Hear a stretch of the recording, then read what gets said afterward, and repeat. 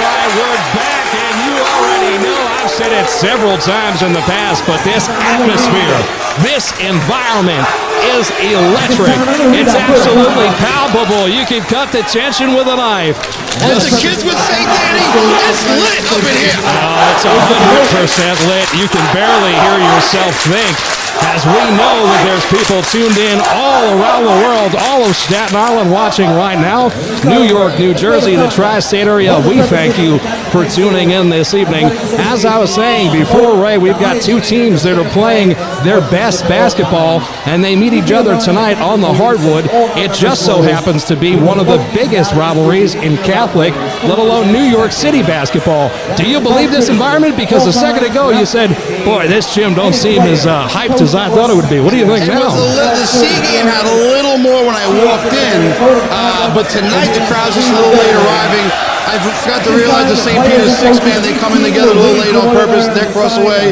We have some kind of a odd lineup thing with the team staring, trying to think we go over, but no. They go into their benches.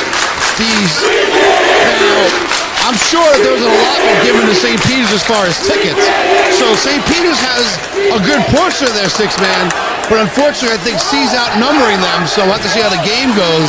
Yeah. But the C student body certainly outnumbers the Peters student body. Well, it absolutely does, and you can't see the C student body on camera, but when you look at the local live camera, you can see off to the left-hand side of the screen, quite similar to when you watch college football, and the entire stadium is one color, and a very small contingent in the upper deck is a different color as the camera pans left.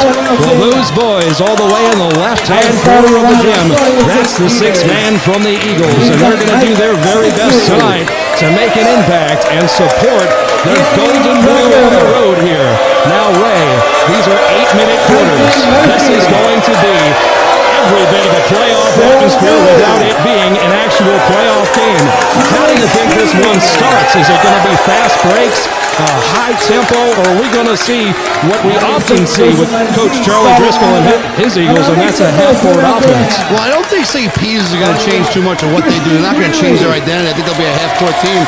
I am curious as to what C does, because at Mike Ortiz's own admission, his team is not necessarily a pressing team, but I guess in the win the first time, C pressed early, C pressed often.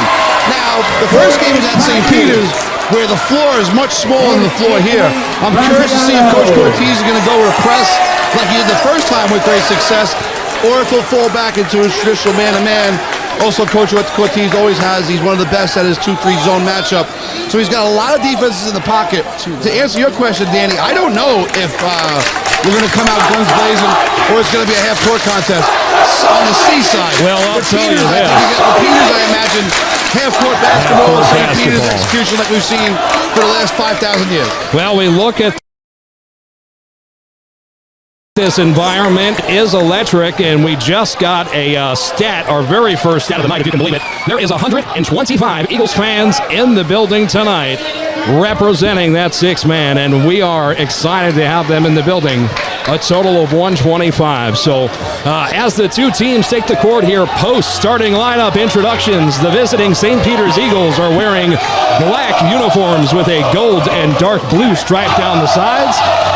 And it'll be blue numbers and letters with a gold Nike swoosh. The home team, the Vikings, are wearing white uniforms, and they're doing it all white here in the student section. The Vikings, Peters, underway. From the beginning, you see C size. Peters deferring the jump ball, allowing them to win it with their size. So early on, C size already an advantage. As we see the Vikings controlling the offense, and it's a beautiful shot from the stripe, comes up empty. Second chance opportunity, and the man is fouled. First foul going against the Eagles, and you already know that this is going to be Anthony Graziano, who I thought was going to the line, but they're going to inbound under the baseline, Ray. Graziano and Pocky are the two biggest and strong, the biggest front court I've seen on Staten Island as long as I can remember. I have to go back a little bit here. And the three ball. And Marinaccio buries one from deep. The first points for the Vikings on the board. 3-zip. And the first question is answered. C is in their 1-2-2 press because it makes Peters speed the game up. Murphy going weak side, a little deflection. That's what you want in this little zone. Some activity and deflections here. And now it looks like they're going to match up. Fall back from the zone into a man-to-man. Spisto running the offense for the Eagles as we see Tynan Murphy, a signature starter on this Eagles team, feed it inside to the center, and it'll come up empty, but a foul called against the Vikings. Little nickel diamond there. Also, you see am I pronouncing this right? Marinaccio is face guarding Keene. He's not in help. He has no other responsibilities. Looks like Marinaccio's job, just like the first game, is to be all over Keene, who is Peter's leading scorer. And back to the action. A beautiful feed inside. You already know it's our man Anthony Craker, and that won't be the last time we call his number tonight. Vikings outlet the other way. Curry comes up empty. Keene pushing it now across the timeline. And a step pot three from Keene. Off the mark. Rebounded by the Vikings, pushing the other way quickly. Curry driving to his left. Off the glass. No. Second chance opportunity. No. Vikings control. Back to Curry, who goes up strong again. He's fouled. Basket no good, but he'll go to the charity stripe. So the speed of the game is obviously the way C wants it, I think, as far as tempo goes. And, Kendall here, he's about a good 6'4", 6'5" himself, as this Peters team is just massively big. On the other end, you see Keene come down and pull up a quick three. Listen, Keene's their guy. He's their go-to scorer, so you'll see some shots out of him you won't see out of other players. Most notably, I want to mention the St. Peter's black uniforms. These things are tough. I mean, it is. This is hard body like Oregon type stuff. Tough. We have black unis versus white unis. I'm telling you, the North and South battle is absolutely lit. Second shot up from Curry is good. And they're up in the zone here, 1-2-2. They'll put a little pressure on. 5-2 lead for the Vikings early on here in the opening quarter. A lot of pressure. Sophomore point guard for Peters handling it well thus far. Kick to the corner. This is Keene, far right side. Now kicks it up top to Spisto. Spisto back to Keene. Right side three-point marker. Up top, Craker. Now over to the other side. Tynan Murphy drives. He's called for a charge. Way to step up. Way to be at help. Beautiful. Good team defense there. It's nice to see Craker. I think Danny and you and I were there for, I can't think of who Peters played. They played somebody and we were there, and Craker got hurt, and I thought it was, I thought they might have been lost for the season. Luckily, the kid's a quick healer. He's back on the floor. He came back that same game, Ray. Oh, no, definitely not. We carried him out that game. We carried him out, yeah. Good to see he's okay. They reversed the ball to Pocky. You see there with Caesar. Good steal here. Way to get in the lane. There's a steal. You already know it's Craker. This kid's an athlete, pure athlete. My goodness. As we say, speak of the devil, the Eagles pull within one. Last possession, you saw him look high-low. A big guy. Here we go. Doing it again. A little slow developing. But don't be surprised. A lot of 21 here. 21 being Graziano looking high-low at Pocky. Curry now drives to his left. Double teamed in the paint. Fouled off the glass. And listen to this student section erupt. That shows a left-handed player taking his time, going slow, in no type of a rush. I shouldn't say slow. Going patiently, not in a rush, sizing the defender up, getting the step. If you're the Peters defense, you're going to have to start forcing him left because he's feasting on this left side early on. The conventional three-point play is good as Arturi is good from the charity stripe. The Vikings up 8-4, 5:33 remaining in the opening quarter. If you're Peters, you want to break this press to score. You don't want to break it and pull it out. Like right now, you want to get something aggressive. Got too many guys standing next to each other. Good reverse there. Spisto in the corner. Sophomore misses that one. Rebound C.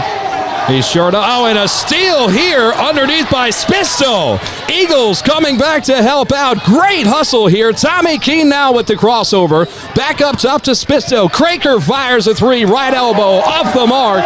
Rebounded by Greeley. Outlet come the Vikings after a mean crossover. Cross-court pass. A three off the mark. Greeley with the board. Kicks it inside. And last touch is going to go off the Vikings.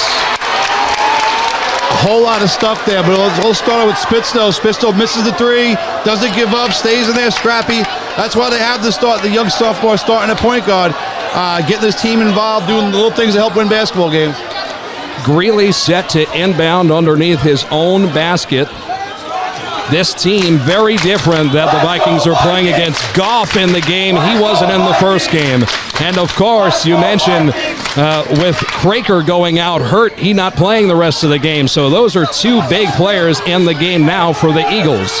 Here comes Greeley. Greeley's really the showstopper here. Compared to James Het last time I saw him, I stand by that comparison. James Het, the scholarship player. Graziano to Greeley for three!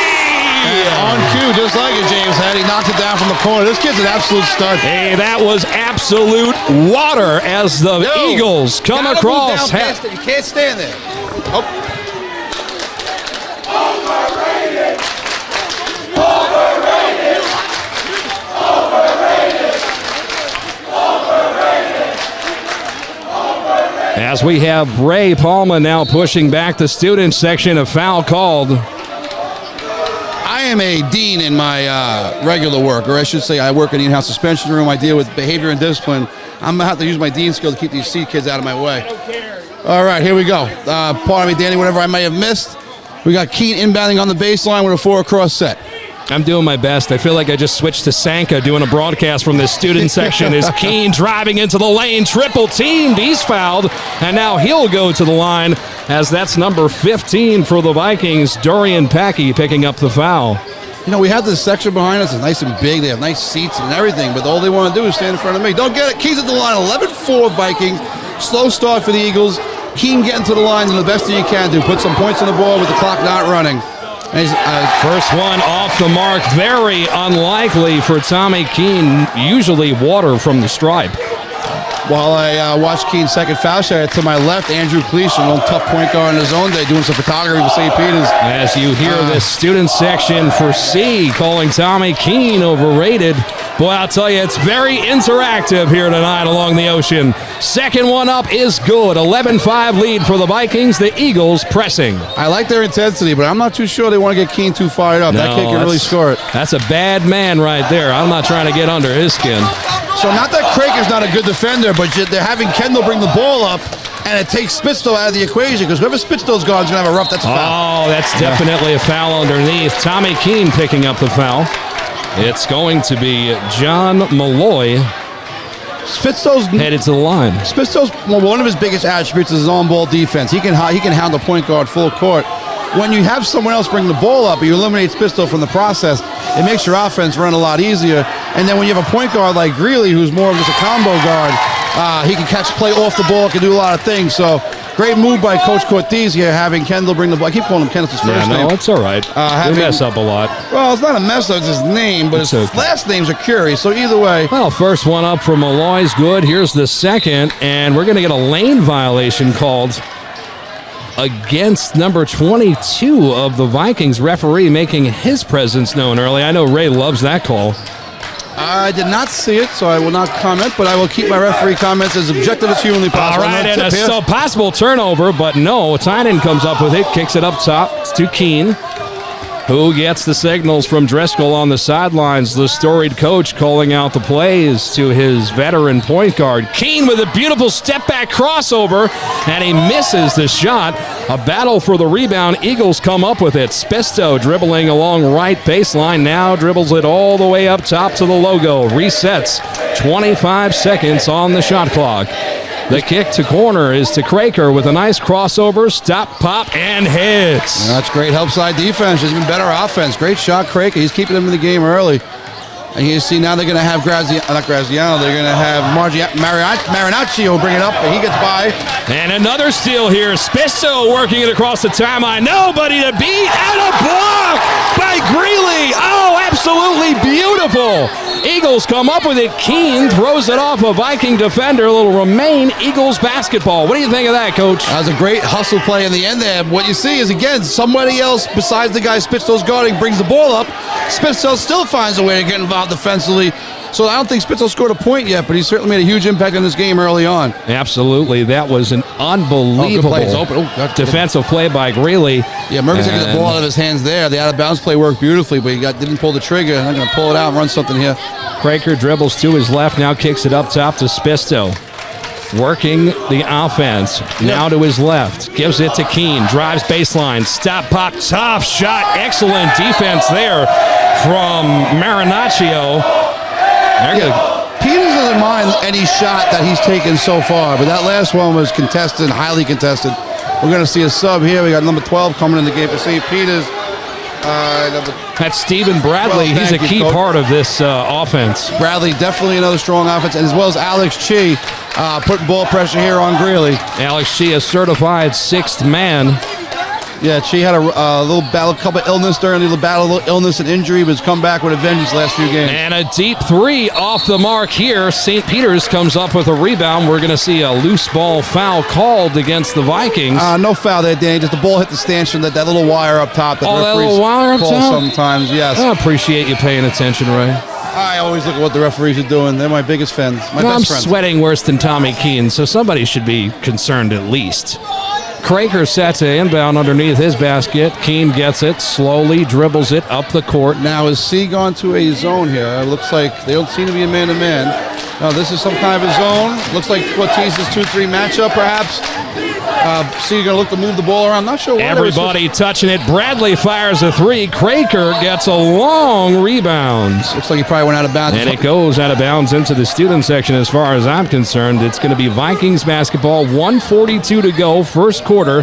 Vikings up 12-7. So despite Peters only having 7 points, Coach Ortiz goes to his zone there, I guess because of the missed outside shots. And when the zone does it protects the basket, but allows outside shots. Beautiful pass underneath. The Eagles defense quickly swarms and swallows up that offensive opportunity. A three from Greeley now, off the mark. And Peters comes up with it. That's Bradley fighting. He pushes the ball all the way coast to coast on his own. They called the foul earlier. There'll be no shot there. They're going to take the ball possession. It'll be Peters, I guess, on the baseline. You saw the rebound there amongst the C trees. I mean, my goodness, the size of Packy and... we've got some new people involved here in the game now. We've got number 33, Laurent Kingay, checked in here for the Vikings. Oh, that was Laurent. That's the brother. I'm sorry, confused. Laurent and Packy both being brothers. Younger brother here, number 33, coming in, being nice and aggressive early. Ball comes in the Chi. And this kid can score it. You got to put a body in front of him, that's for sure. Absolutely. Chi calling out his offense, dribbles it to the left far side. Now the pass into the corner to Kraker. Kraker dribbles it up top, switches off to Bradley. Bradley, high screen, tries to get it to Keene. It's interrupted. And now the Eagles with 14 on the clock have to do something. Keene works at elbow. Now a pass to Chi, and he's going to be called for travel. Yeah, they got the ball in a bad spot there. I'm not sure I saw a walk, but he got the ball in a bad spot. I might have dragged the pivot foot there. C's gone back to man-to-man, but they're in severe help. Again, I think they're going to let St. Peters take the outside shot, protect the paint at all times. A little double high screen here for Greeley. This kid's really good getting the space. Greeley works into the paint, tries to kiss it off the glass. No, Chi comes up with the board. Outlet the other way. Bradley with it. Almost loses his own dribble. A cross-court pass, dangerous, intercepted by Arcuri. Here come the Vikings, driving in the lane, and he's fouled from behind by Anthony Kraker. Remember this fourth time he got fouled that possession? I thought he got fouled initially when he got it. Awful cross-court look. And Kraker's got to be careful. He's right up there in the ref. They don't have to listen to me, kids, but anybody out there, if you're throwing the ball cross-court, you need to be sure about it. You cannot throw the ball from one side of the court to the other unless you are certain that ball is going to make it there, because 9 times out of 10, if you throw a lazy pass that way, it's going to, exactly what happened there is going to happen here. Kendall's going to step into the passing lane, and then you go from having the ball to them having the ball and shooting free throws. Well, 13-7, that matches the largest lead the Vikings have had. Yeah, these kids know what's at stake today. They're rising to the occasion early on. Second one off the mark. Graziano with the rebound. Third chance opportunity. No. Everybody grinding it out for these boards. We're seeing them hustle out there tonight, Ray. And what you see, Danny, is you got a kid, Alex Sheaves, not a small kid by any stature, but Graziano's twice his size. And 10 seconds. And they're matched up on the layup line here. Here goes Greeley. A beautiful pass to Kingay, and they call no foul. An excellent defensive play on the baseline by Bradley. Hey, reached and got the ball. I didn't see a foul either. Just because the kid jerks back doesn't mean it was contact. It looked like guys in there and hit the ball. Referees are talking right now. I would love to know about what. They should be mic'd, like in the XFL. Oh, no, anyway, absolutely. Greeley's inbounding. Here we go. Greeley, got to keep the inbounder. Greeley fires a three off the mark. No, and a block at the last second by Bradley over Kingay. And that is going to be the end of the first quarter. After one, the score, The St. Joseph C. Vikings sit at 13. And oh my heaven, we are just getting slaughtered here. Absolutely slaughtered in the student section. St. Peter's Eagles 7, St. Joseph C. Vikings 13. Back in just a moment. Nobody cares.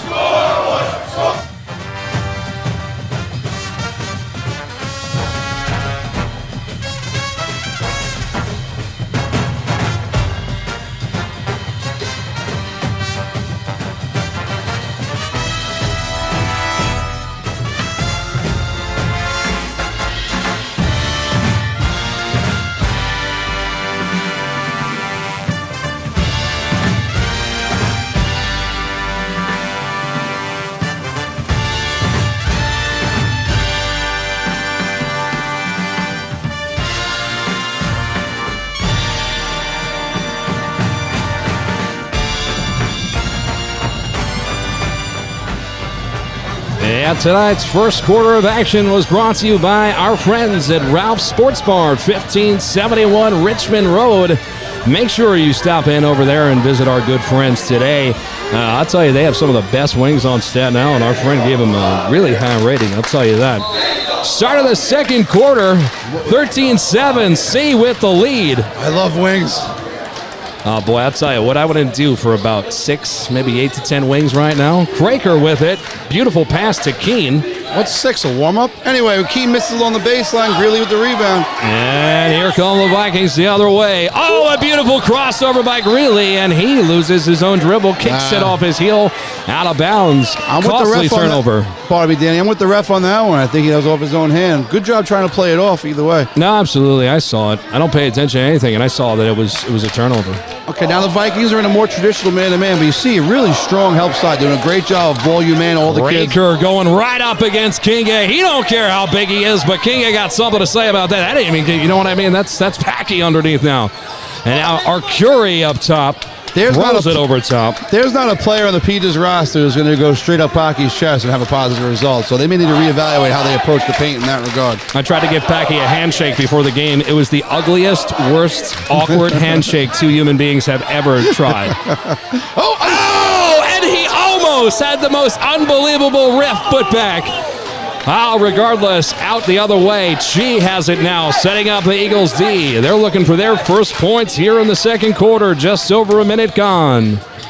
Defensive intensity has been high throughout. Both teams essentially been playing man-to-man C with a zone for a little bit and then some full-court press. Everybody kicking it around the top of the perimeter. Keene being double-teamed. Arcuri might have gotten away with an elbow. The kick out to Craker from the side. No. Greeley with the board pushing the other way. Head of steam. And it's going to be Chi that picks up a foul. Yeah, a little nickel dimer there, but no damage done. I don't think anybody's in foul trouble. Peter's got some good looks the last few possessions. Just want to knock some shots down.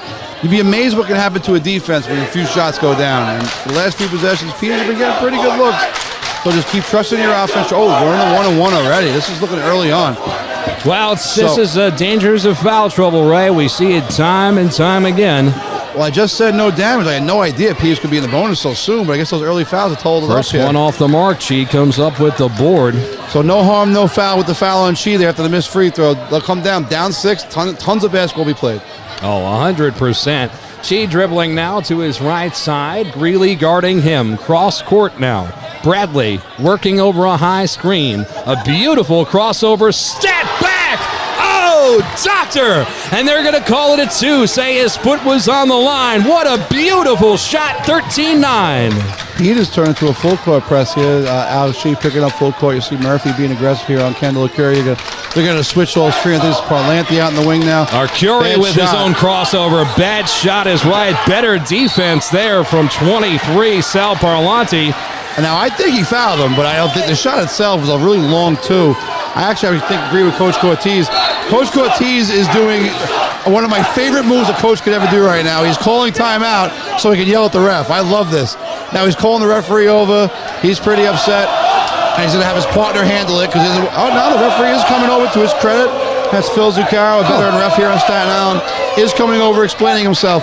And for people watching at home or any referees listening to me, that goes a long way. Coach Cortez was pretty pissed off, and instead of running away from him like a lot of poor officials do, Phil went over, he explained his call, he heard his piece, and he kept it moving. That's how you should do it as an official. Well, and now Coach Cortez is back in his huddle coaching his team. If you don't turn around and look the coach in the eye, he is just going to literally and figuratively just ride your shoulders for the rest of the game. You got to address the monster on the sidelines eventually, and the referee is doing a real nice job of controlling the action on the court, nothing getting out of hand for what a rivalry game it is, really.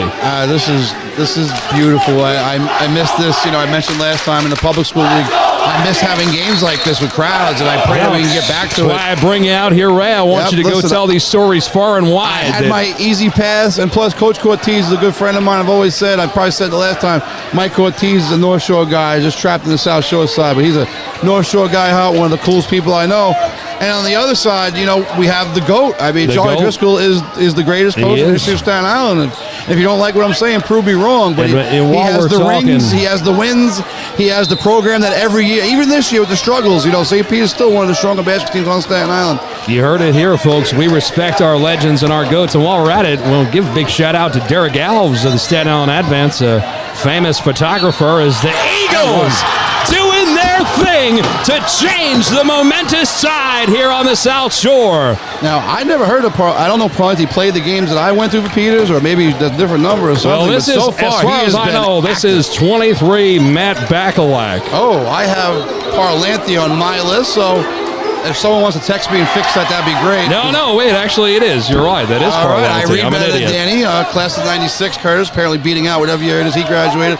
Hey, see Alex Shee putting ball pressure on Greeley. He's it's been doing that the 2-point entire ball time. game, Ray. Go ahead, Danny. No, I got nothing to say. I'm out of breath. Well, we can't see anything. The ball's in the corner. Double team by the Eagles. Almost a turnover. Here is a shot from deep. Three is no good. Kinge with the rebound, the putback, and the foul. Pocky is ever present on that glass. Pocky is on the glass at all times, and every time his shot goes up for C, if St. Peter's is not going to put a body on Pocky, it's going to be a long night. St. Peter's has a history of being one of the better box-out teams in the league, traditionally always amongst the top rebounding teams in the league. They don't have to be the top rebounding team today, but they have to find a way to stem the tide because C is killing them on the glass.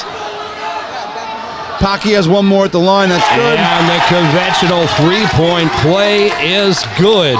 It's a 16-11 Vikings lead, and they silence that Eagle roar as they try to come back. No dice. Alex G with it now, giving it to Keene. Keene back to G, far left side, being guarded there by Kinge. Their help defense is so extreme. No, this is more of a zone. See, Cortez is going so fast, I can't keep up. Keene gets into the paint. A nice pass here. I don't know how Krager stopped that from going out of bounds. He'll get a second chance opportunity, now a third. And the ref's going to say last touch off the Vikings. It'll remain Eagle basketball. That's Murphy along the baseline, being a good athlete, just like his brother, Liam Murphy, who is just an absolute stud playing over at Columbia. He has a big game I wanted to go to on Saturday. Unfortunately, I can't make it. I got my first game as the Blessed Sacrament first grade CYO coach. Hey, there you go. So I can't make the game that I wanted to attend to go watch my buddy Liam Murphy play, but I'm going to get to another game later in the year. But Tyner Murphy might not have the size and the unbelievable shooting ability of his brother, but he's certainly quite the athlete, maybe even a better athlete than his brother. This kid can really move. Inbounds now. That's going to be a shot from the Eagles' left elbow. No.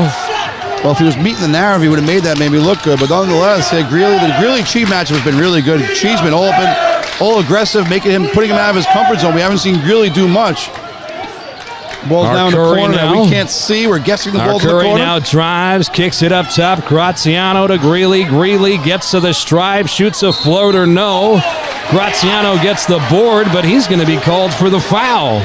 The defense of Alex Shea has been a huge part of the, I don't know if it's called a turnaround, but at least Peter's stemming the tide here defensively, slowing down the perimeter game, because Greeley's a really good player, and he's certainly got him. He's making him go where he wants to go right about now.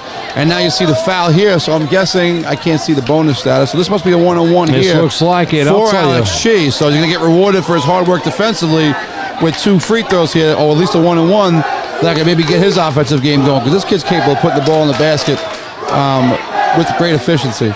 First one off the mark, and long outlet pass the other way to Greeley from Graziano. I don't know how there wasn't a travel there, Coach. Looked like it traveled to me, but instead they're going to call a foul. When you get that, when you establish the pivot early and then go into that hop, they usually give you that. As long as you land at the same time. You can't land simultaneous in a move like that. And he got the ball before he landed, so. You give it to him? I would not have called the walk there, no. Okay, all right. Well, that's why I appreciate having a basketball head in here. I'm just a voice. I do love basketball. I have no talent, I don't have all the IQ. answers. Oh, this is nonsense. Danny Chanod is being modest here, people. None of you will be hearing this. Really, none of you parents will be home watching. He can talk over him if he wants. But Danny Chanod and Nobody Cares Sports is doing things for Staten Island. No one's done it in quite some time. Since Joe Nugent and John Chastiello were commenting my games in 1995. So don't ever underestimate what you've done for Staten Island basketball with you and all the people at Nobody Cares and all of our sponsors and Ralph's Bar and all the other people. But you are the forefront, my friend. Make no mistake. Well, I'm sweating, I'll tell you that much, as we have another foul here. It's going to go against Kingay on the second shot from Graziano at the line. No, now, you know that we're in a one-on-one situation? Or I'm not sure what the call was. That is not on Laurent here. No way. I again, didn't see the whole thing. He was just boxing out, working hard. The foul might be on St. Peter's. Oh, the foul's on St. Peter's. Yeah, I glanced down at the sheet, so I didn't finish it. I didn't see anything. Sometimes when bodies collide and you're a referee, you just kind of blow the whistle, then you got to sort it out, I guess. See, if I was a ref, I'd blow the whistle all the time accidentally because I'm always exhaling, without realizing. So I would just... As tough as I can be on the refs, I can assure you, it is the hardest thing to do in the world, at least in my opinion, in any sport, is to keep up. You don't know where the kids are going, what speed they're going, and officiating is not easy. And these guys take it, hear from the crowd all game long. They hear from the players, the coaches. So when you got kids moving at this speed to keep up, it's very difficult, especially athletes here like Laurent, who got a second foul shot up. Second one is up and good. And Ray, we get a lot of hate mail as it is. And why not get a little bit more, Ray, as people saying you never played when Joe Nugent did broadcasting. The ball is across the timeline now as the Eagles have it. It's Spisto, the point guard. He's the starter. He's checked back in as Chi is taken. Now he's Chi up top. Well, a small 1-2 guard combo. Bradley with it now. Spisto gets into the paint. A beautiful pass outside Craker. Craker had Arcuri in the air. Didn't take advantage of it. Bradley has it now. Fires a three off the mark. Almost a rebound for the Eagles, but no. Graziano comes up with it. Now the Vikings press. They bring it across. Slow it down and set up their offense. Just Marinaccio handing the ball again. You don't want to dribble the ball in front of Spitzko. That's a loose ball. They did, in fact, call a foul. That's what we talked about earlier with the defensive Spitzko.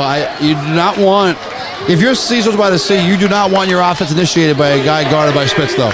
You want to get the Spitzko off the ball so he can't do what he does defensively. And Spisto gets it. 3:12 to go here, first half. And as far as the haters, while I may have been the 11th man on a 12-man team, I most certainly did make a few TV appearances. I got the footage to prove it. No, it's fine. Spisto with the ill floater comes up short. Kingay fighting for the rebound. And maybe he fought just a little too much, as we're going to see a foul called. And it'll be an Eagle going to the line.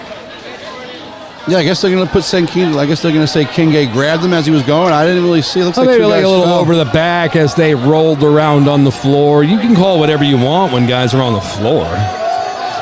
Sometimes it's hard. Guys fall. There's a lot of constant Kwame and Tomlin here, a little photography. Actually, Kwame is the, when I was a head coach, CSI McCown was my best player. He's the best player in CSI McCown history, part-time photographer. Good to see Kwame out here.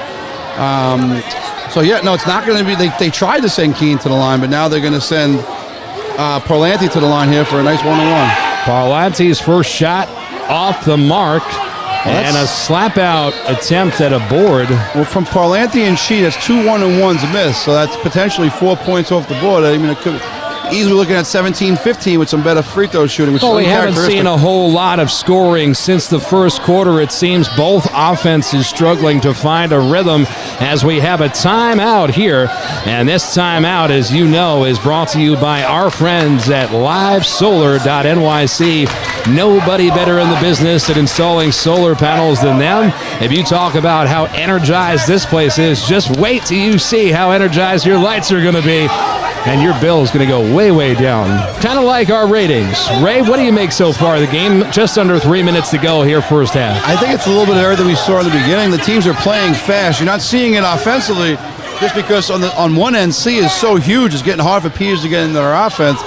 And then on the other end, with St. Peter's, with C offensively, Peters just playing traditional St. Peter's tough as nails defense. Alex Shee did a phenomenal job defending, really keeping C out of their comfort zone.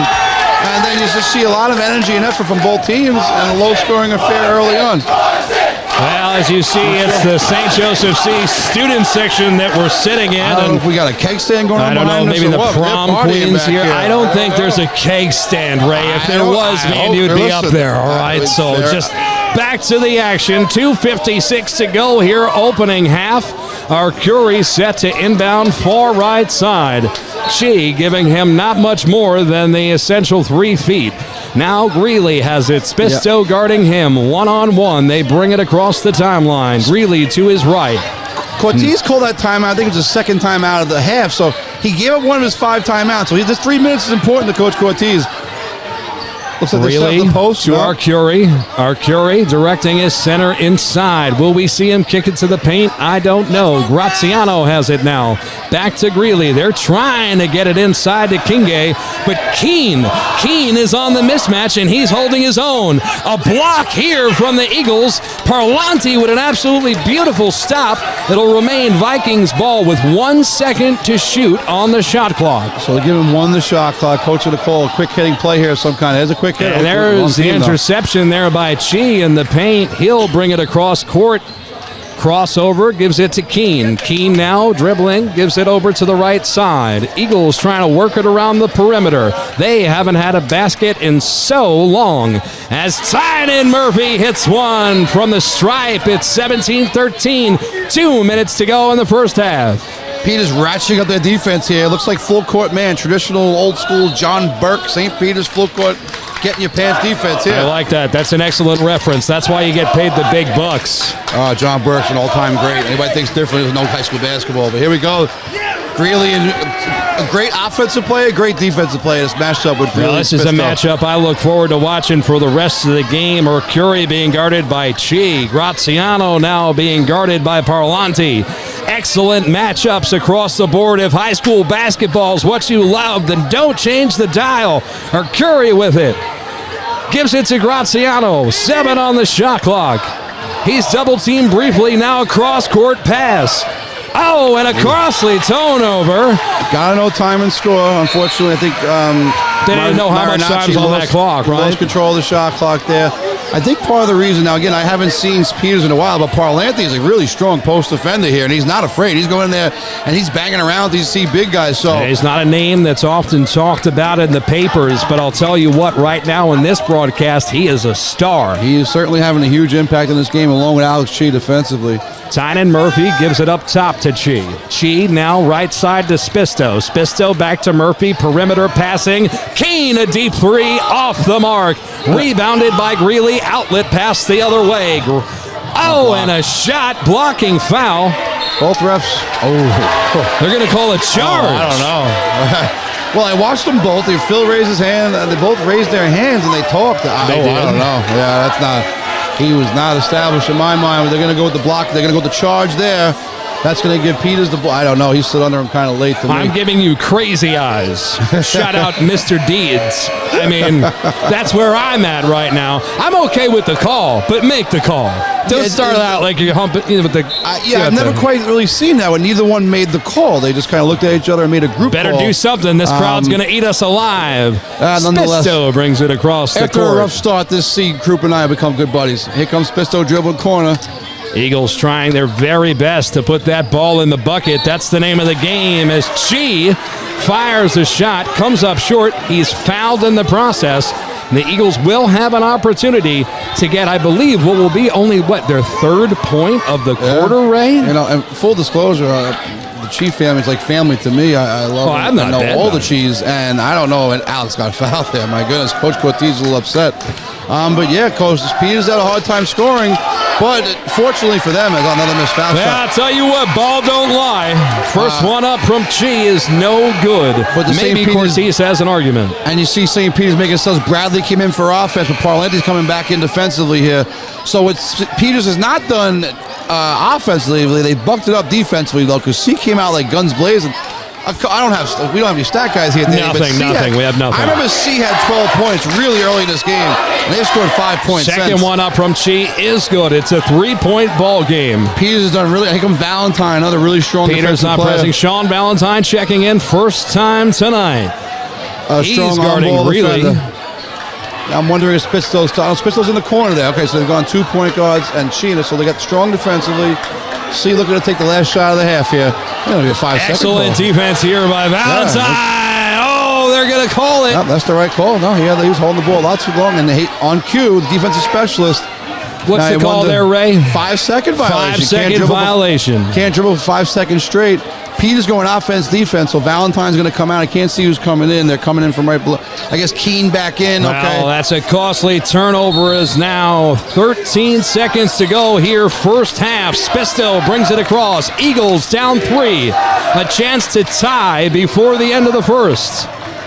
Ball movement here. Murphy looking to find Murphy seam. fires from the stripe and hits. The Eagles with a massive comeback go to the locker room down 1. And oh, baby, we got a game. Make note of that appearance by Valentine. Now, I don't know if Driscoll's going to go to Valentine the rest of the game, but Valentine played about 12 seconds. 12 seconds. And forced a 5-second violation, then came out of the game, and Peters got a bucket on the other side. So at the end of this game, if Peters wins a really close one, you got to give a lot of credit to Valentine right there. That's a huge possession for the Eagles. 100%, Coach. We're going to take a little break, and we hope all of you out there stick around for this second half. It's a 1-point ball game. The story of North versus South. Who wins tonight? Find out when we come back. I'm Danny Chanod doing your play-by-play alongside our color commentator, Ray Palma. I'm here to remind all of you, nobody cares. Back in a moment.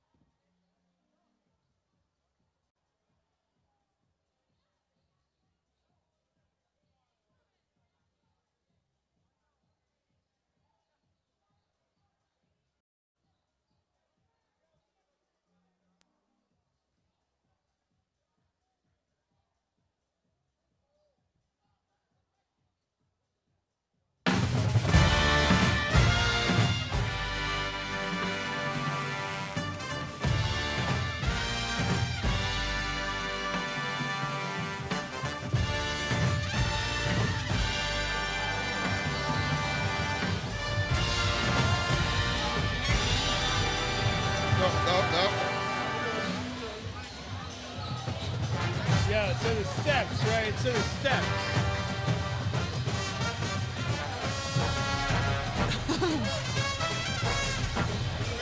And welcome back, everybody. It's Danny Chanod from Nobody Cares Sports. I'm here with my co-host and counterpart, color commentator for the evening, Ray Palma. Where would we be without pushing back this ferocious student section away from our broadcast booth? If I got to tell Tanner to move back one more time, I'm going to be a little upset. But don't worry, we're resetting after the half here. I've got a Diet Coke and a plethora of pieces of popcorn chicken. Dude, I'm a very happy man. So I left Ray Palma alone for 5 minutes. He said, don't go missing, Danny, and that's okay because I go missing every broadcast. I'm up to no good. When I come back, I see Ray. I see just a score of students at the snack bar, and I'm like, well, there's no way I can get Ray anything, so I'm like, forget about it.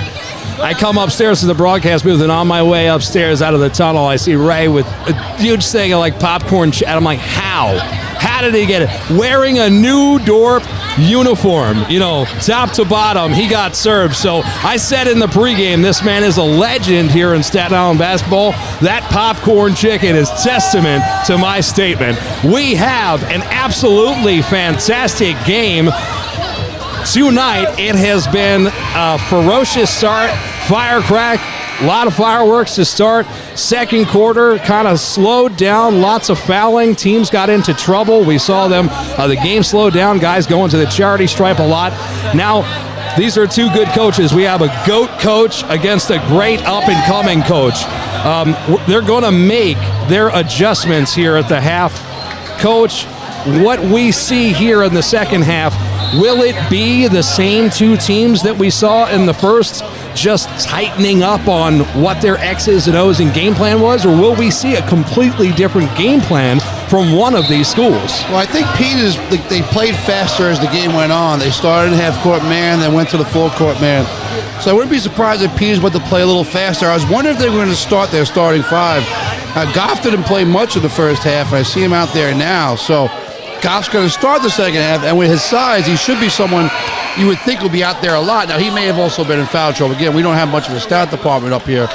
But nonetheless, I would expect Peters to continue to play a little bit faster, keep the ball pressure on. If you're C, until Peters figures out your switching defenses from man-to-man, zone, and trapping, you kind of just keep going with what you've been doing here.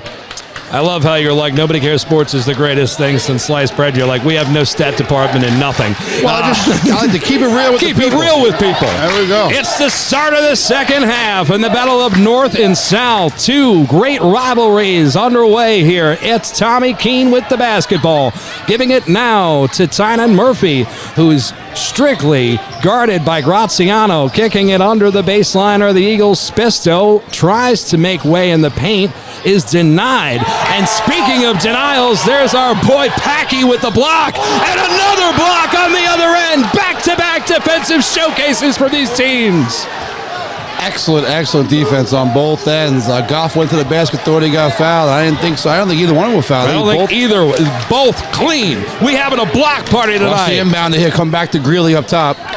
Good defense there, taking that away. Curry drives, spin move, fires off the mark, put back by Greeley. No. 17-16, still the score. Looking for our first basket here in the third quarter. A little side screen roll, a staple of the St. Peter's base offense. Constant ball movement, a lot of side screens. Spitzto's great getting downhill, looking to always find someone. They might need a little more offense out of Spitzto, maybe create some shots. Keene with a beautiful pump fake move, comes up empty, just a bit too strong. So far, Keene has done. Curry just fires it too strong.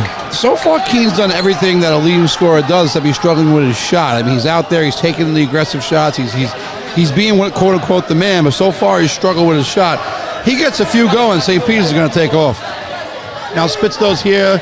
Now Greeley, you see here on the other end, Greeley not quite the defender Spitzto is, so it gives Spitzto a lot of room to operate. and get Peters into their offense. Now, Go getting down low. We'd like to see a little more of this. Now, we like to call him Goff, but you might say he's a go, and I agree with you. My man's getting busy either way. That's Peters' first lead of the ball game. 18-17, they lead. 6:22 to go in the third. Goff's the one person on the Peters roster that can match up pound for pound, size to size with anybody on C. So great to see him getting their low touch. And it's their big man here. Packy gets into the paint. Good denial underneath by Murphy. Eagles pushing the other way, yet slowly. Spisto brings it across the timeline. Dribbles far left side, now kicks it up top to Goff. Goff gives it back to Spisto, who gets the call from Charlie Driscoll on the sidelines. It's Keene with it now, far left. Passing up top to Craker. Perimeter passing we always see from the Eagles as Goff drives. He's stripped, no call. Last touch off of the Vikings. It'll remain Eagle basketball. 8 seconds on the shot clock. Yeah, Goff's a very versatile player, and I've seen him. He's certainly an outside shooter, but I think it'd be advantageous to St. Peter's to get the ball inside to him, perhaps, in some looks here. Keene firing a deep three. Money! And the Eagles have their largest lead of the game. They lead by 4. Now, if you're St. Joseph by the Sea, this is danger time here, because if Keene gets going, St. Peter's will take off. Right now, important, they lock in and go. And see, going back door here, Spitzto just all over Greeley, making Greeley's night really tough. Here comes Kendall. I think he's the guy. Arcuri drives into the lane. No good, but he is fouled by, it looks like, Anthony Craker. And Craker saying, hey, I think my lip's bleeding. I can't think of a better reference, so I'll go with it. This kid's like a Scottie Pippen, like he's just long arms. Scottie Pippen. He's as tall as everybody, as tall as the tallest big guy, but as athletic and as good a shooter as the smallest small guy here. Also happens to play lacrosse with my brother, and he's my nephew's favorite player. So Kendall here has quite the resume here over at C, and I think he's the one guy in the second half for C. If they want offense, it's probably going to come from him, at least certainly from the perimeter. Second shot up is good. 21-19, Eagles inbound. Spisto has it. And they're pushing it across the court, trying to get it across the timeline. They just do, almost intercepted by the Vikings. And see a little aggressive trap here. Spisto pushing to his left, cross court now. Underneath, dangerous pass.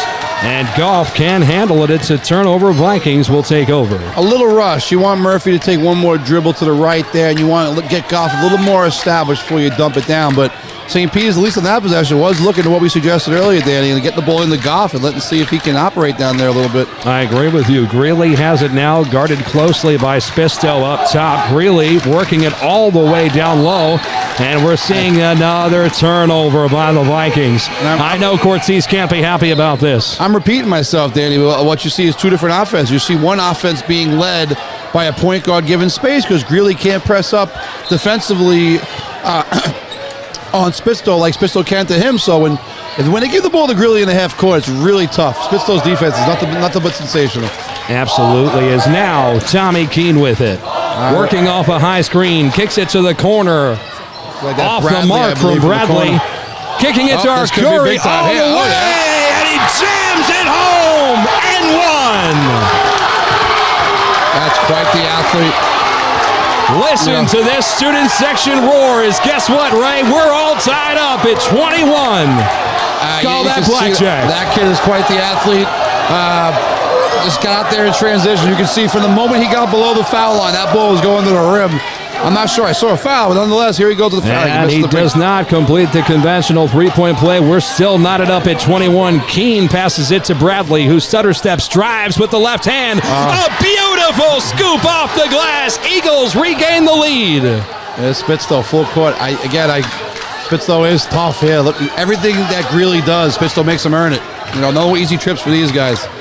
Greeley has it now, giving it up top to number 12. That's John Malloy checked back into the game. Arcuri dribbling to his right. Now the kick out outside. Marinaccio with it. The Eagles back to the point guard. The Eagles are down in their stance and moving those feet. My goodness. And we're going to call a blocking foul. I thought it was going to be a charge for a second there, Ray. Well, it's called a play on. Nothing happened there. There was incidental contact. Incidental player contact. gained an advantage. But we got a foul call instead. It's going to be C-ball on the baseline. Greeley inbound. It looks like it's going to be play number 2 out of a box set. Always watch Greeley coming as the inbounder coming back and being the scorer on some of these sets here. Look like this one's going to go corner. Marinaccio has it, gives it to Arcuri, back to 22. Marinaccio up top.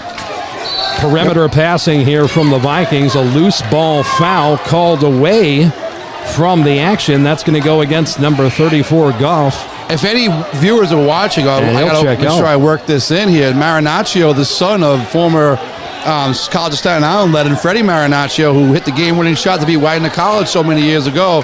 And I'm sure he's proud right now, wherever he may be, watching his son out here playing fantastic basketball with Coach Cortez and these Vikings. Here comes Kendall with a little give and go here. Greeley firing a deep three off the mark. Graziano with the board, goes up hard. No! And he'll get a third opportunity. No! And it'll be Eagle basketball.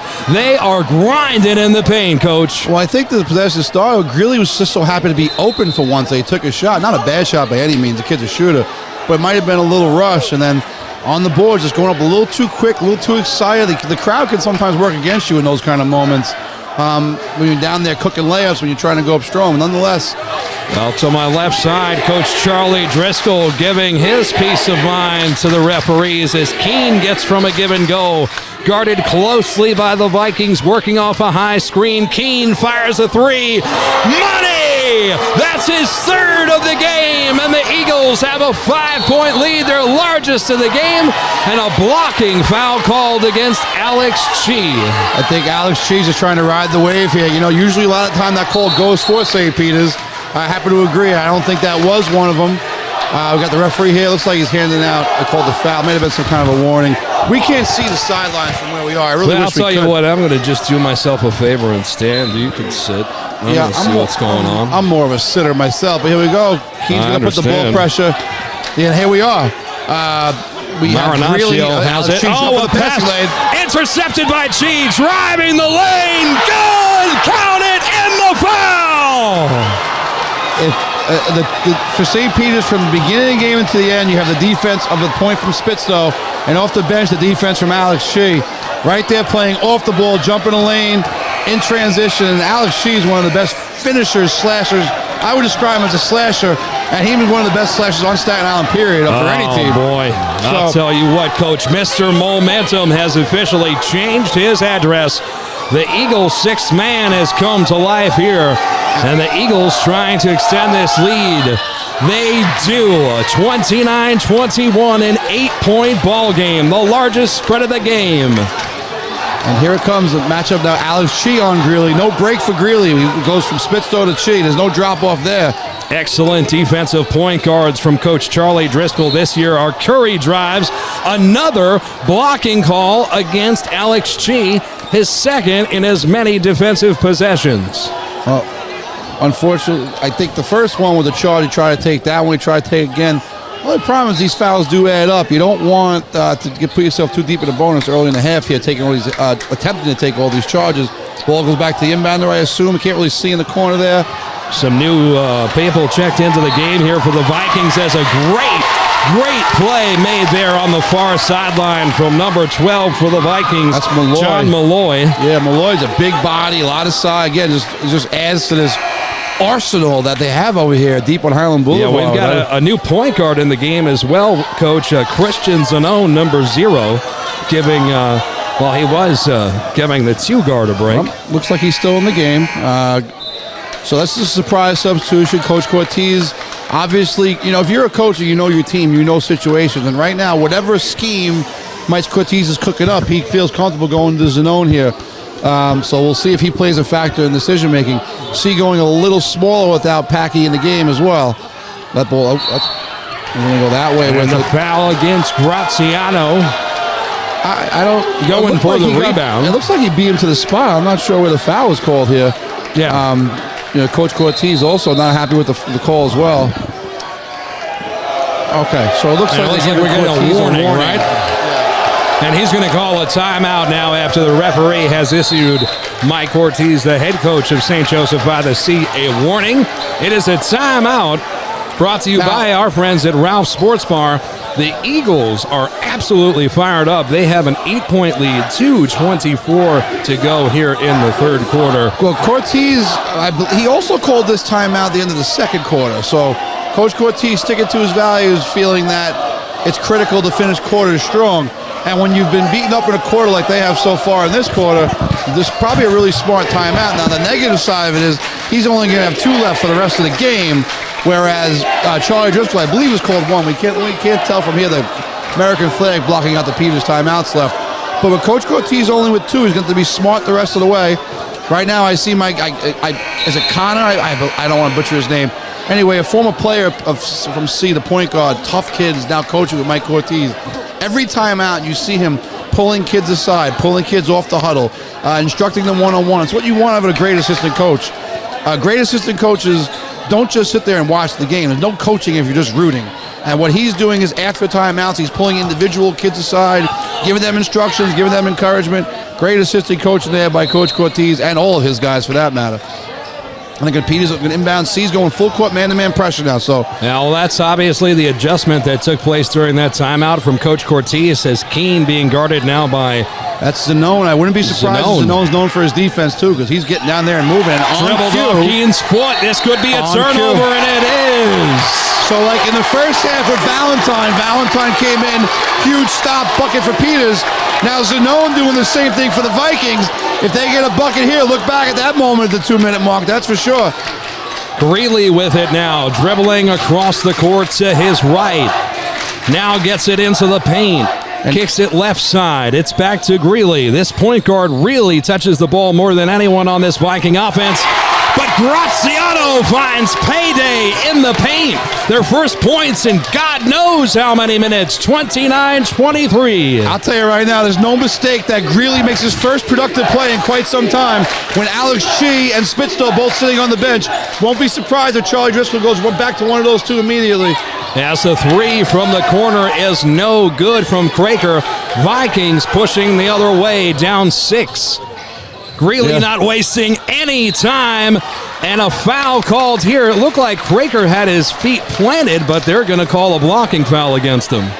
So when Peters has gone to a lineup that doesn't feature Chi or Spitzel, which has given Greeley a lot more space these last 2 possessions. The other kids are good defenders, but they're not at the level of the previous ones. So Greeley got a nice drive and a bucket. If he can knock 2 down, oh God! Well, he comes up short on that first one. Often you could say he's tired. Do you think he's tired, Coach, when you shoot a free throw like that? No. He's he was short, but no. These kids, they practice on this floor every day. They're 15, 16, 17 years old. I don't think fatigue's a factor. Plus, Coach Cortez just called a timeout. I think it's just pull the string a little. Oh, and he misses. And the second one comes up short as well. We don't usually see that from number 2. Keene giving it a cross pass now. Murphy has it. And why not give it back to your perennial point guard? This game means so much to him, we know. As he is fouled driving in the lane, he'll shoot 2. I want to have John Malloy come down to help me coach next year, because that was some phenomenal post defense just there. He was working. He showed the referee his hands. The ref couldn't call a foul, and he denied Peters access to the middle there. Luckily, Keene stepped up defensively there, offensively, creating his own shot. First one up from Keene is money. This kid Keene's really tough. He's a competitor the whole time, never too high, never too low. And you can see here in the third quarter, his shots come back. 8-point lead, minute 8 in the quarter here. It's going to be a big possession. Again, defensively, really a little more room to breathe here. Oh, Deck, I'll tell you, the way the Eagles responded here in the third quarter is nothing short of impressive from head coach Charlie Driscoll. He came up with the right X's and O's. We'll see how the Vikings respond here. Arcuri step pops along the baseline. What a beautiful shot. That is tough. Oh, my goodness. He just drives, pulls up, stops on a dime. Keene says again. Anything you could do, I could do better. He's fouled in the process. The basket doesn't go. Now, what you're doing is you want to contest Keene more than they did early on. But the problem is, once he goes into his motion, you can't just reach up and grab. I believe that was a foul. And you see Keene here trying to stretch his legs, and I pray he's not cramping. We don't want anything to happen to ruin the end of this game here. He steps to the line with confidence. Yeah, the first one off the mark. You can tell that he's feeling a little bit of something in those bones, coaches. And this is the Driscoll timeout here. So the Keene injury, at least in my mind, is having an effect on Charlie calling timeout here. I understand. So, with 39.2 left, you burn one of your last timeout. Not one of your last. I believe you still have 3 left. With 39.2 here, Keene's going to have one more make the foul shot. Pease will go up 7, and considering the way that this quarter's gone, big possession for C down the other end. Danny, to me, the biggest surprise of the night, Coach, is you arriving from the tunnel with a bowl of popcorn chicken. Well, the portions are big here at C. I didn't ask for any unbelievable. extra. No, I'm not. I had nothing to say about the side. Just a piece. A great deal, too. A $6.50 Diet Coke and a big heaping portion of popcorn chicken. You can get me anywhere. My buddy Andrew Cleese will tell you, if they had some Elio's pizza, it would have topped it off. But nonetheless, the popcorn chicken is beautiful. As my guy Wendell Stratford walking across the court here. Wendell so Stratford, many celebrities. Retired detective, NYPD. Thank you for your service, Detective Stratford. He did a lot in the community, and he's been coaching basketball in Staten Island for as long as I can remember. Great guy. I also look across the gym. I see my guy. Ooh, excuse me. You see a lot of people, Ray. Well, as we're going back to the action here, as Keene still has one free throw remaining. I think I had a mini half of a choke myself to death. I actually haven't felt well. The guy I saw, for the record, was Mike Sanborn, 84 St. Peter's Championship point guard, one of the greatest all-around guys you ever meet. I believe he's an assistant on the JV, but he's the assistant in any team he walks on, and he's one hell of a coach here. So Keene's going to have his second to send it to a 7-point lead. And it is good. And fighting through the pain. Looks like a sub's coming on. So Keene comes right out. Right, Keene comes out, so he is obviously cramping. He really muscled through that second free throw. And Valentine back, so they're playing defense here for the last 39 seconds. Valentine picking up Greeley full court. Excellent analysis, Coach. As Valentine, though, does seem to pick up a quick foul here against Greeley. Is it? Yeah, it looks like they're in the. I got to imagine they're in the 1-on-1 by now. So we're talking. This is the rest of the half. C is shooting the rest of the half. Right. And Peters has got to be close. Again, we can't see from here what the exact stats are. But that's big. So if you're Peters, if you're going to apply full court pressure, you cannot afford to give those little reaches like Valentine just did there. It's critical that you move your feet, stay in front if you're going to play that type of defense in this situation. First shot up from Greeley, in and out, rebounded by Keene. The Eagles up 7, 30 seconds remaining in the third quarter. Spisto slowly brings it across the timeline. He's guarded by Greeley. Shot clock's off here, so Peters looking to take his last shot of the quarter.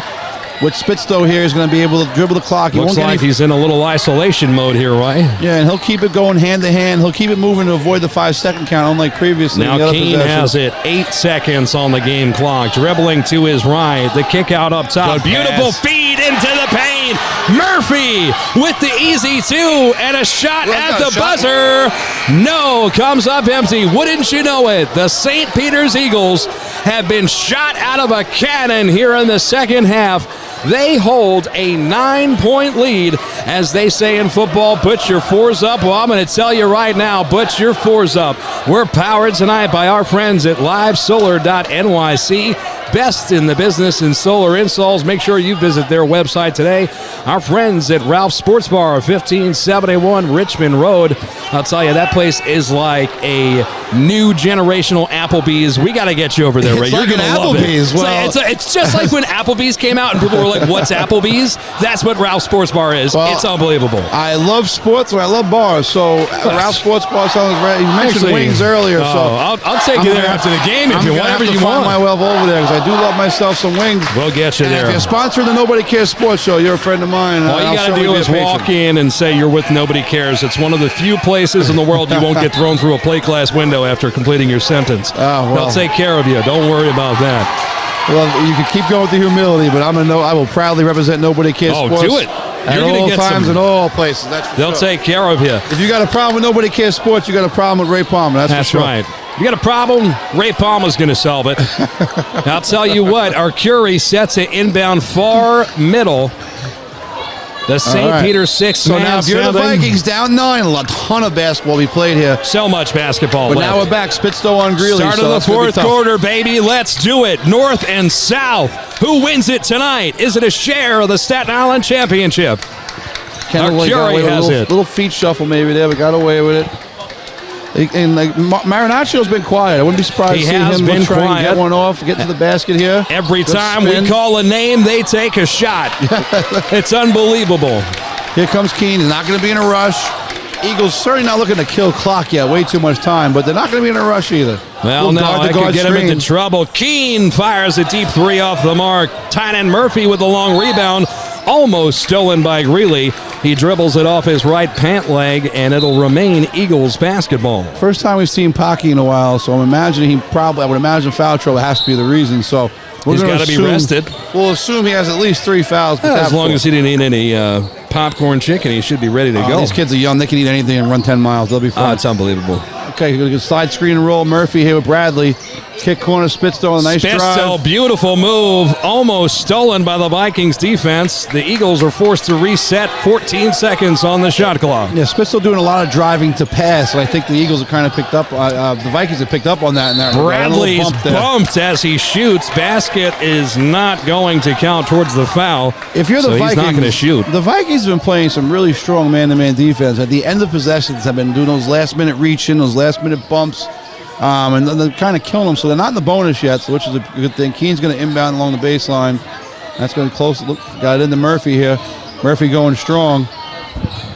Rebound here. Oh, box out. Oh, good box out. Yeah. Peters fans are asking for a foul. They're not getting it. Curry brings it across half court. Big possession for Curry here. He's got to look to get a bucket. He's got a much smaller Backing him down. Backing him down that point guard. Back down, little homie. Comes up empty, but he's fouled. He'll go to the line to shoot 2. So I would love to watch this. The foul wasn't on Spitz, though. He called the foul on Spitz, would have been the wrong call. He called it on 23. Might have got his hand in there, maybe. It's hard to see from our vantage point, as the C crowd of Connors and Tanners just keep constantly flowing down. But they're doing a good job of not blocking us lately. Kendall's going to the line here, knocks the first one down. So it's 8-point game, 6:35 remaining. C doing a good job getting the ball into Arcuri's hands. I think you want to see a little more of that Arcuri, maybe Pocky on the same size. Well, he's been the most dominant player out here so far, Coach. Arcuri, really. And they're going to give Graziano a break, so now C goes to a little smaller line. I mean, still bigger than most schools, but Kendall moving more to the 4 spot, at least as far as the traditional lineup goes, with a little more shooting. I would imagine, again, with Zanone, I don't know if he's a shooter. I don't know much about the young man, but he is playing more tonight than we anticipated. Well, it's a 7-point lead. And I doubt Coach Cortez has a kid in the game who's not prepared to knock down an outside shot. So here we are, picking up full court man. All 5 guys. You see all 5 guys are below the foul line right now. It's the first time we've seen this amount of press so far tonight, Coach. And then they're going to back over to man-to-man. So only a press as they inbound, and then they back off into this man as they get into their defensive set. Well, I think what you're hoping is to keep the ball out of Spitzo's hands and make someone else bring it up. Spitzo, beautiful crossover, drives with the right hand. He's blocked by Packy. Outlet the other way, big man pushing. Good passing here, no errantness, and a walk called against the Vikings. Yeah, we can't see from our standpoint. Coach Cortez doesn't agree, and he's discussing it politely with the ref as he tells his side of the story. But nonetheless, turnover here, down. The Eagles up 7 with possession here. Yes, and we'll see what they do with it. Vikings have to start feeling the pressure now on their home court as Keen driving it right side. Backing down towards the basket, moving into the paint, a scoop with the right hand, comes up empty. A loose ball foul called against number 23 of the Eagles. So now if you're Peters, that's not a good possession. I think Keen trying to do a little bit too much. That foul goes against Palma. It's going to be a 1-on-1. Obviously been the 1-on-1 for a while here. So the worst case scenario for the Eagles is a pretty bad possession followed by a foul 90 feet from the basket. So C's been struggling to score, and now they're going to have a chance to shoot. I would imagine by now 2 free throws. Yeah, it's 2 shots. And they're shooting 2 shots the rest of the game. So Zanone has a chance to really step up clutch here, knock down 2. First one is off the mark. These are free throws that this Vikings team badly needs. 5:52 to go here in the 4th. The free throw shooting is going to be critical for both teams. Peters to keep a lead and C to try and chip away at theirs. Big free throw here coming on a make 2-possession game with 5:52 left. Second one is up and good. 34-28, a 6-point Eagle lead. And the Eagles back to go here. Goff. And 1-4. I like that you corrected yourself. That's one less try and piece do the of right hate mail thing. I'm sure I imagine someone in his family is listening, and I would hate to butcher their name. I don't do it on purpose, that's for sure. Well, Goff has it now. Let's see what he does with it.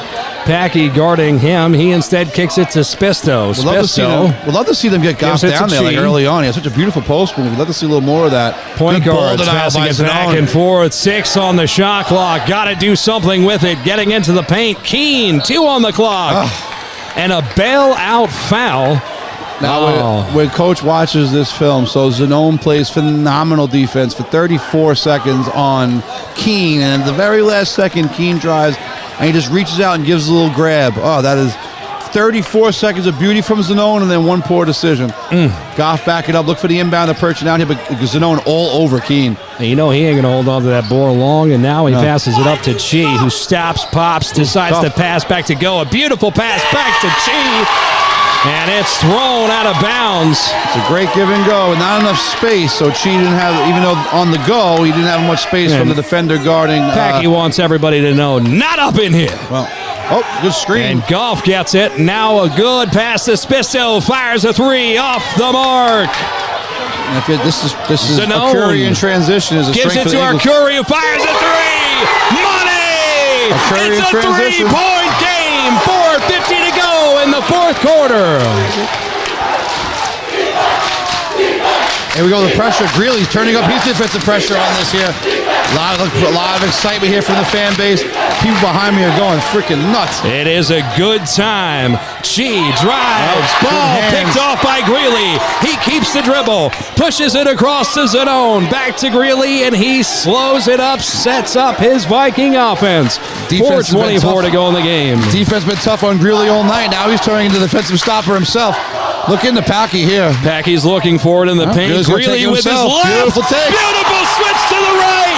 He's fouled, and he'll go to the line. That is just a beautiful take. He thought he might go inside to Packy in the post. Decided to take it himself. And when you're going to go... baby. When you're going to... Go ahead, Danny. My apologies. We got a timeout. It's too much. This place has absolutely come alive. The Vikings, down 9 points here, have come storming back. They're down by just 1 point. 4:14 to go. I'm sorry to interrupt Coach Ray, who's out of the booth, pushing back the student section. It's absolute pandemonium. The Peters fans are screaming across the court. The Vikings fans are screaming across. It's out of control. What more can I tell you? I said it would be better than the Nick game, and you better be watching this. This is drama, theater, intensity, the best you can get. Greeley at the line to tie the game. Greeley struggled from the line a little bit tonight. Big one here. Sack. The shot, continue. no good. Is that my fault? I don't know, but Zanone's been a key for the Vikings here, keeping Peters at bay. His defense has been nothing short of fantastic besides that one foul. As we approach 4 minutes to go in the fourth quarter, Keene gives it to Goff. Goff gives it now. That's Murphy. He's guarded very tightly by this Vikings defense. The Vikings showing excellent poise here. And this is no tricks, no zone, no trapping, no nothing. This is hardcore man-to-man, half-court basketball by both teams. And it's an absolute privilege to watch. It's a pleasure, buddy. This is a joy. This is excellent basketball. So now with 3:52 and free throws coming for Keene, coaches are going to decide their closing lineups here. You're going to kind of pick your 5 guys and go with it. Obviously, you're going to see Keene. It's interesting to see what Peters will go with. First one off the mark. Big miss. Goff gets a huge rebound. Craker has it now. And they'll reset 30 seconds on the shot clock. Look in. Goff is in the post. Big call. Tyden Murphy called for a walk in the corner. He cannot believe it. Vikings are going to get the ball with a chance to take the lead. I didn't see him. Might have shuffled his feet there. We'll go to the inbound. I got to give him the benefit of the doubt, Coach. Here comes Spisto, full court. Spisto not giving him any breathing room. That kid is tough defensively. Packy with it now. Top of the key right side. Gives it to Greeley. Back to Packy. In the paint. No. Off the mark. Peters comes up with the rebound. They're going to call a foul. The ref is going to call a foul. We're going to see which team. Greeley reached it. And it is going against number 2, Greeley. And I'll tell you what, Coach Mike Cortese of the St. Joseph C. Vikings cannot believe the call. Well, that's not the right call. The ball is up in the air. Greeley went for it. The ball's free. Each team has a right to the ball. I didn't see anything where Greeley grabbed the ball. The other kid grabbed the ball. It was a loose ball. Kids fight for it. You teach kids to fight for loose balls. I don't know about this one. It's going to put Spisto at the line. I don't think he's been there tonight. And my recollection, I hadn't scored tonight. So big free throws here for the sophomore. Spisto with the crowd. He misses the first one. So for everything Spisto's brought defensively, offensively has been a little bit of the other story. Here comes Greeley coming up, aggressive, looking to break down.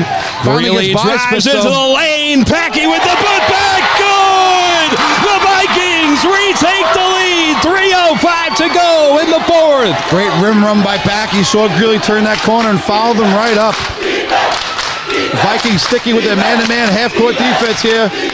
Great effort on Keene. Gives it to Spisto. Spisto to Murphy. Murphy drives. Stop. Back. Pop. Shoots. Oh! Onions! Are you kidding me? Against Arcuri with Arcuri's hand in his face. Eagles retake the lead. 36-35. As you see the Vikings struggling to get the ball over half court there. Again, Spisto, the one-man press, finally found a way to break it.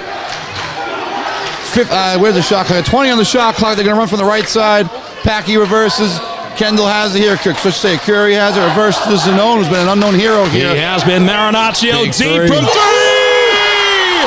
Are you kidding me? The man who has been silent all night turns out to be deadly with 2:14 to go. C has a 2-point lead. And just like his old man against Wagner College, this young man stepping up with 2:14 left. Lets one fly from the left wing. The Vikings have regained the lead. And Danny, this effort, this energy, this building is nothing short of fantastic. You know, I'm amazing. just trying to match the kids, Coach. You know what I'm saying? I'm just trying to match the environment. I want everybody out there to know, tuned in, this is what New York City basketball is about. If I try to match their intensity, they're going to bring me out of here and it hurts. Like, wheel the cakes in. Start the library. We got to study tonight, boys. Well, now the Eagles, I believe they should have 2 timeouts left, so Charlie Driscoll's sitting pretty.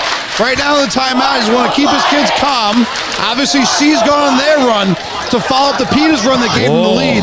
And you know what I like? The Eagles are the first team out of the timeout. First team on the floor. Like St. Peter's already on the court ready, but before the referee's ready to inbound the ball. So whatever Charlie Driscoll's plan was, it was short, it was concise, and it was direct.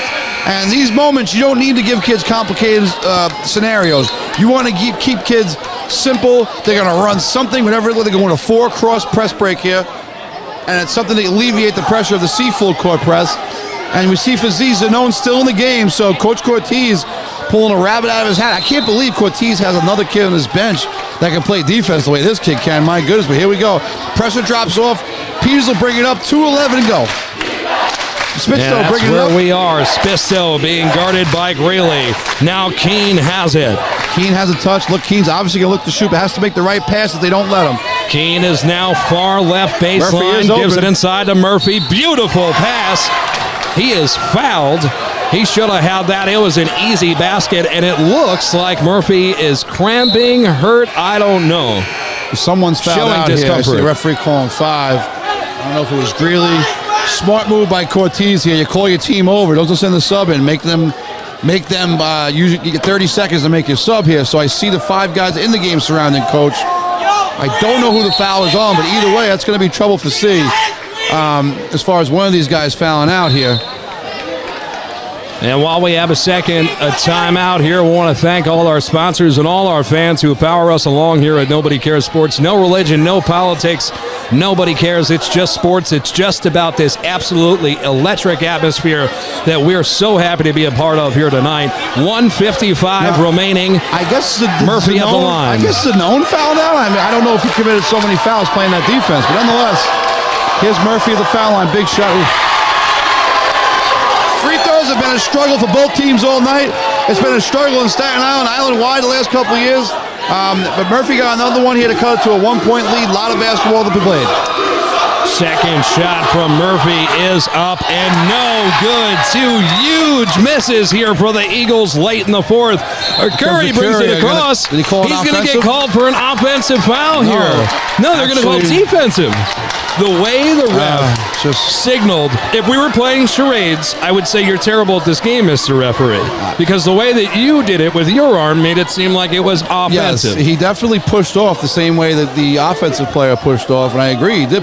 To me, it's a no call late in the game here. He was trailing the play, but nonetheless, it's going to send a Curry to the foul line. And he knocks First it one down. up is good. Our Curry seemingly having ice water flowing through his veins. And you can see Murphy cramping up a little bit. He's going to come out of the game. You see him limping off. Oh, yeah. And they're going to go back to 23. They're going to go back to Palma. Second one is nothing but net. It's a 40-36 lead, and it's the Vikings who are on a 14-0 run. Okay, so the Eagles need a bucket. Minute 46. We'll see what they go to. Minus Palma with their starting 5 unit in the game. Spistow has it. It's Greeley guarding him. He dribbles through his left, now forced to his right. He stops his dribble. Excellent defense from these Vikings. And a timeout called here by head coach Mike Cortese. 1:33 remaining in the game. Well, clearly everything St. Peter's is doing is designed to get the ball into the hands of Keene. Now, Keene's being face guarded by anybody that whoever Coach Cortese puts in front of him in St. Peter's. If you're the Eagles, you got to find something to do when Keene doesn't have the ball. If Keene gets denied, or if they double team Keene, or they trap Keene, you got to have option B, whatever that may be, whether it be a weak side, swing and drive aggressive, maybe play somebody in the post. Everything's open right now. Minute 33 is a ton of time left. So right now, I realize they want to get the ball to Keene, but in the scenario in which they can't get the ball to Keene, they got to find some other things to do. They can't just continue to burn time off the clock to get Keene open and then have Keene go one-on-one against the teeth of the defense, that's for sure. And I see Danny's putting the camera on. I don't know what's going on here. All right, I'm look fat in this picture, but all right. This isn't for you or me. This is we do a terrible job of documenting everything. So we'll only document the game and these kids. That's all that matters tonight, Danny. So and I think we've done a pretty good job of that, and so have they. What a high school basketball game! Big possession for the Eagles. Absolutely huge possession for the Eagles. 1:30 to go here, fourth quarter. Spistow has it. Greeley set this defense up a notch here in the last minute. Put a lot of pressure on him. Working into the right, drives the lane, the floater off the mark. Oh, a huge rebound here. I think the foul's going to be on Spistow after the miss. I'm not certain though. You know, it's a good. You want Spistow to take and break down the defense. Went for the little floater there from a little far out. Yeah, that's going to be the foul. I'm guessing the foul's on Spistow afterwards. And Graziano came down with the rebound. So looked a little shaken up. Graziano, the 1-on-1's over with, so it's going to be 2 shots. Yeah, so it's going to be Graziano, the 1-on-1's done, it's going to be 2 shots coming up here. And you see kids continually just moving down, getting in my way. But at this point, I'm just going to give up and hope. I mean, we got to give up, right? But I mean, well, next time out, I'm going to get a little more aggressive. But we're going to ride it out here. And Humble's one home. So, again, if you're the Eagles, still a 2-possession game, a ton of time. You have a couple timeouts. So no need to panic, but you need to come up with your best offensive set, your best offensive play right now. 41-36. 41-36, 1:19 to go. The second is good. Big free throws there. Graziano coming through, clutch. A 6-point lead for the Vikings, 1:15 to go. The Eagles have to get a basket here. Keene stops his dribble, now has to pass to Goff. Goff has it, top of the key, spin move. And a foul on Greeley. On Greeley, okay.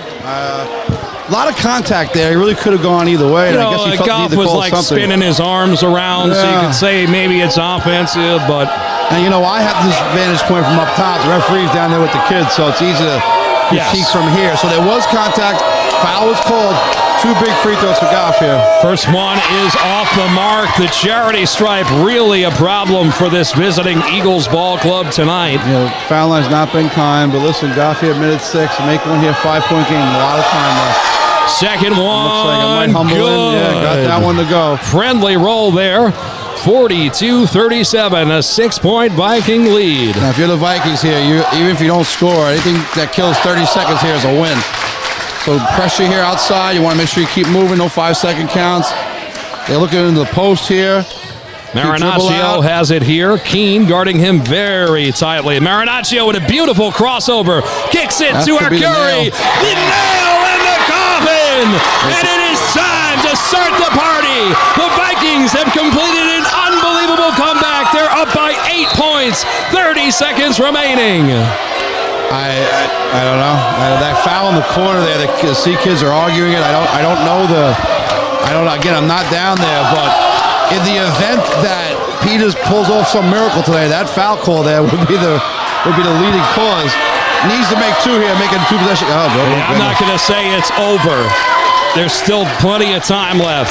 but that three from Arcuri was really a nail on the coffin. When I did say the word nail when it went up, that would be a nail, and I think it might be, especially with the struggles for the Eagles for the foul line. Second one from Keene is good. So it is a 7-point game. I don't think they're going to foul right away. I just look the trap, try and get a steal first. 45-38. No foul call there. Oh, that wasn't foul And there call. it is. Okay. It'll be Marinaccio. He'll go to the line. 25.6 seconds remaining. Yes, so the Tanner and the other C faithful have invaded our space here, so anything in the right corner, we're going to have no idea what happens. I'll tell you, Coach Michael Cortese, I can see him walking up and down the sidelines like a caged lion. He could smell blood. His Vikings team 1/2 minute away from pulling off a huge rivalry win in the Battle of North and South here in Staten Island. And it couldn't happen to a better human being or a better guy, father of two, great husband, great man, and just a second all basket around. from Marinaccio's good. It's an 8-point game again. Keene gives it to Goff. Goff fires a three and hits. The lead cut to 5, 17.9 seconds remaining, and a timeout called on the court. That Coach, extends the game here. Listen, 5-point game. You trade, you trade 3 for 2 in those scenarios. So, 5-point game. You have to foul it immediately. You don't want to let any time go off the clock. Put ball pressure on me. Hopefully, for deflection and a steal. Listen, if not, I don't know how many timeouts Charlie has left. It can't be more than 1. I think he might have 1 though. If he, you get a couple missed free throws, come down, you got to make another shot. Obviously, the key is the ball going in the basket, and St. Peter's hasn't done a lot of that in the second half, especially from the foul line. So, if you're the Eagles right now, you got to have your best possible press-breaking team in. You want to have 5 strong foul shooters. Excuse me, if you're the Vikings, you want to have your best press-breaking team and 5 strong foul shooters. For the Eagles, you want people that are going to apply pressure, people that can give a foul quick. You don't want anybody on the court to have 4 fouls because they would foul out if they gave one. Looks like they're going to go off the start here to some kind of a zone press because it looks like Krakow is going to go on the ball. Again, the Eagles, the first team out, the timeout, ready to go, whereas Coach Cortese taking all of his time and then some. So the Vikings come out, the same lineup they have. That the starting 5, Sans Zanone. Zanone played a phenomenal high school basketball game. I'm not sure how many points he scored, but no, and that's one of those guys that doesn't have a lot in the stat column, but here he had a tremendous impact on the game. He had a huge impact on a game that might send. Curry is doubled in the corner. He's in trouble. He'll have to call timeout. I don't know if he did it. They called the foul. I guess he called the foul. Okay. Are you kidding me? I don't. Okay. Now look, I am not biased, right? That was terrible. He's double teamed in the corner, needs to call a timeout, and the ref decides that he's going to call a foul in that situation. To me, Ray, I don't know this guy from a hole in the wall. I don't agree with the call. I do know the ref, and I necessarily didn't agree with the call here. I guess from our vantage point, there might have been a slap on the wrist, something we couldn't see. All right, so I'll give it to you. I'll give it to you. Fine. So a big foul shot there, and 6-point game. Now a miss here was still in play. A make makes it a 3-point game. A 3-possession game, and makes it a lot more difficult. So this is a huge one here. Arcuri's second one is money, and why wouldn't it be? So if you're looking for a key to the game, C set up, made their free throws late, and St. Peter's continues to struggle. Keene fires a 3 and goes front rim, back rim, off the rim, and in. So it's everything we just discussed, Danny. If they make their threes, if they make your free throws. If C had missed free throws, and Keene had come down and done that, we have a 1-possession game. But because to C's benefit, Curry stepped up, knocked down both, and now it's a 4-point game. So no matter what St. Peter's does, they cannot get the lead back here. So if you're the Eagles, the same thing. You got to foul immediately, not like the last time where they trapped in the corner and waited for the referee to make a call. You've got to foul immediately and then come down the other end and hope for a poor decision. I can recall coaching Newdorf, we had a scenario with David Skolny. This exact scenario, we inbounded right in front of the bench where Peters is, and Skolny got fouled at the top of the key shooting a 3 and actually got a 4-point play to tie it in a game that we won in overtime, and he scored his 1,000th point. So in this gym, I've seen this exact scenario happen. So in order for that to play out, we'll first need the inbound to happen and C to miss. But nonetheless, if the Eagles can get the ball back down 4, I literally have seen it happen. Well, if you hear it now, then you heard it. Don't you turn that dial. Anything's possible here anything can happen. 7.6 seconds to go. Vikings with a 4-point lead. They inbound, or Curry has it. Okay, He's immediately fouled by Keene. He'll head to the line with 6.6 seconds remaining in the fourth quarter. Now, the Eagles with no timeouts. I'm not sure if the Vikings are going to put anybody on the line. It might pull everybody back. There's even some people that say Curry could miss this on purpose just so the Eagles don't get an inbound. I'm surprised C's lining up. I would have the guys back defensively. The only thing you do now if you're the Vikings is stay on your feet and don't foul anybody no matter what the situation. Well, the first one is good. And why wouldn't it be? And I'm sure Coach Cortese really cares about your opinion. We'll get that after the game.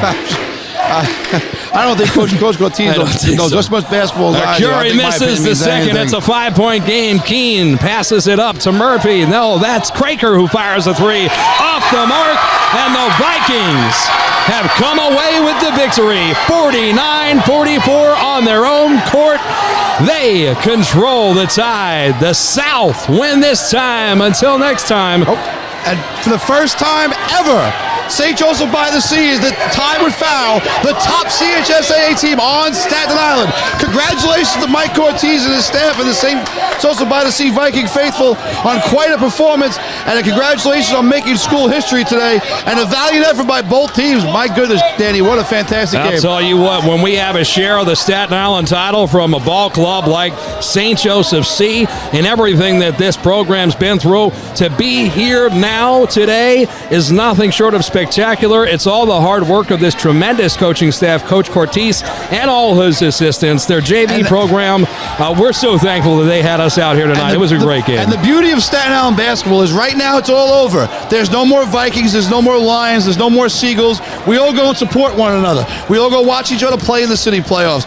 So best of luck to C in the Catholic League, to Peters in the Catholic League. I'm not sure how it works in the Catholic League playoff goes, but any team here going towards the city playoffs, now we all bond together as one island, and we go try and take on the rest of New York City. You already know what it is. It's Staten Island versus the city. It's been a fantastic presentation of the Nobody Cares Sports Network in partnership with Local Live. Coach Ray Palma, you're one of the best color men in the business. I just want to say thank you so much. It's been two fantastic games we've had at this facility. We got lucky tonight. It was a hell of a game, Coach. I think it's what we expected in the beginning. Both teams being really aggressive, know what they're playing for. It was a game of runs. I mean, C had a lead of 8 or 9 points. Peters had a lead of 8 or 9 points. Down the stretch, I think free throws mattered a lot. C, I think, got their offense going a little bit better down the stretch. Fatigue was a factor. We had a few kids pulling up, look a little lame there, like the water is running out of their bodies and such. And that'll happen on a big floor like this. But nonetheless, I think we got exactly what we expected as far as a competitive, beautiful high school, high level, high coaching, and despite our chop breaking, some well-refereed high school basketball here tonight. And I really feel like C is a contender in whatever division is there in the Catholic League. Again, I'm not familiar with the format, but if you're somebody in the Catholic League, you don't want to see these Vikings right now. No, I think C's a real contender. They can make noise in this playoff, but don't count out this St. Peter's team. They're playing much better basketball coming in tonight. It was a raucous environment. Coach Charlie Driscoll, as you know, one of the greatest coaches of all time, and he's going to have his boys ready for the playoffs. So it's Staten Island versus the city, and we wish them the best of luck. I'm Danny Chanod from Nobody Cares Sports alongside Ray Palma, legendary coach out here, coach of JV at Newdorp High School. It was a tremendous broadcast. We thank you all for tuning in. Coach, you got something you want to say, or can we go home? I'm ready to go. I'm going to shout out to my nephew. I can see my nephew, my brother Brian's the varsity lacrosse coach here. So all you lacrosse players want someone to come play lacrosse. He Joseph by the Sea has a fantastic program. And my nephew in the 6th grade Blessed Sacrament Titans, we have our first CYO biddy game on Saturday. And I am very nervous, to say the least. So shout out to Blessed Sacrament Titans basketball. Most importantly, shout out to Charlie Driscoll and Coach Cortese for providing us with a fantastic high school basketball game, and not getting away without shouting out one last time, Nobody Cares Sports. Nobody and cares. Danny Chanod for all they do. Staten Island basketball this whole night was beautiful. Danny, thanks for having me. We appreciate it. More chicken nuggets to come. On behalf of everybody, have a safe night. Nobody cares. Thanks for tuning in.